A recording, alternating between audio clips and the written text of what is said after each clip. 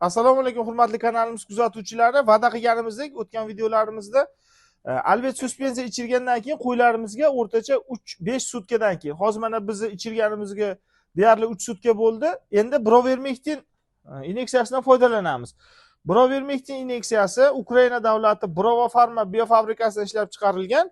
Bu ivermectinning yangi avlodi hisoblanadi. Buni qilishimizdan asosiy maqsad hozir video davomida tushuntirib o'tamiz.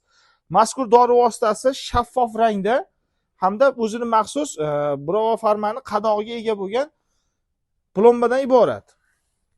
Mazkur dori vositasini qo'llanishi o'rtacha 50 kg tirik vaznga 1 ml hisobida. Hozirgi ayniqsa bizning hududlarimizda O'zbekiston sharoitida buni o'rtacha 35-40 kg tirik besga 1 ml hisobida qilsak bo'ladi. Ya'ni mazkur qo'ylarimiz o'rtacha 70-80 kg deb oladigan bo'lsak tirik vaznini bularga 2 ml dan bo'yin teri ostiga bir marta yuvorish usuli bilan amalga oshiramiz.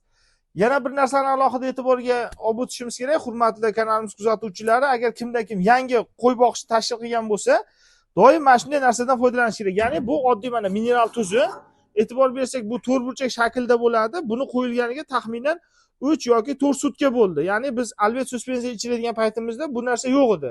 Demak, 3 kunda shuncha ravishda mana yalangan, ya'ni qo'ylarning ehtiyoji doim tuzga bor.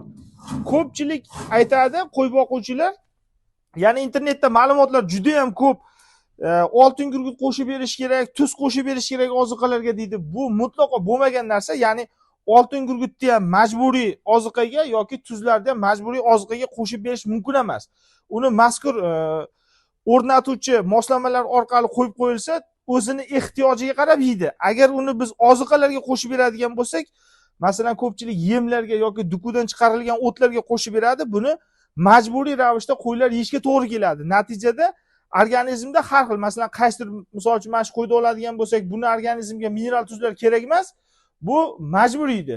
Bunisiga zarurati bor mineral tuzlarni bu yeya olmay qoladi. Ya'ni o'sha ochqaloq qo'ylar, nimsarak qo'ylarni surib nima qilishini hisobiga bunga normada yetmay qoladi. Shuning uchun erkin holatda agar biz beradigan bo'lsak, o'zining talabidan kelib chiqib qo'ylar iste'mol qilaveradi. Hurmatli kuzatuvchilar, mana Brovermectinni qadog'ini ochamiz. Bu agar sovuq holatlarda saqlangan bo'lsa, doimo buni issiq suvga solib, hech bo'lmaganda 25 gradusdan baland suvda eritib olishimiz kerak bo'ladi. Biz hozir buni tayyor holatga keltirganmiz hamda doimgidek bir martalik shpris hamda shprisi o'zining ignasi bo'lmaydi. Ya'ni bu inyeksiyani qilish uchun yaroqsiz. Bu igna ingichka.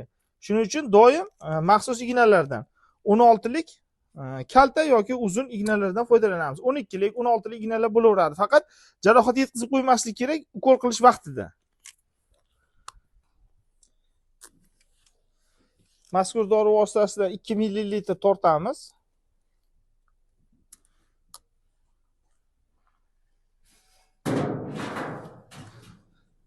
Hamda bo'yin teri ostiga yoramiz. Ko'pchilik mana bo'yin teri ostiga yuborayotganda bir xilgilar qo'ltiq teri ostiga qiladi, kimlardir orqaga. Asosiy inyeksiya qilinadigan joyi bu mana oldi qo'ltiqda tepa tarafi, ya'ni quloq tarafiga ham uncha o'tib ketmaydi.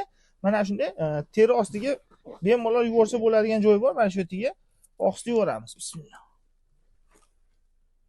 Xuddi mana shu tartibda qo'ygan qo'ylarimizni ham hammasini bo'yin teri ostiga 2 ml Brovermectin inyeksiyasini yuboramiz. Bundan 3 yoki 5 sutka o'tkazdirib, bularga vitamin B kompleksli, ayniqsa fosbivit yoki butafarlardan foydalanishimiz kerak bo'ladi. Sababi birinchi ichirilgan dorimiz, ya'ni alvet suspensiya bu haqiqiy qurt ko'rinishidagi qo'zg'atuvchilarni oladi. Ikkinchi qilgan ishimiz bu Brovermectin inyeksiyasi.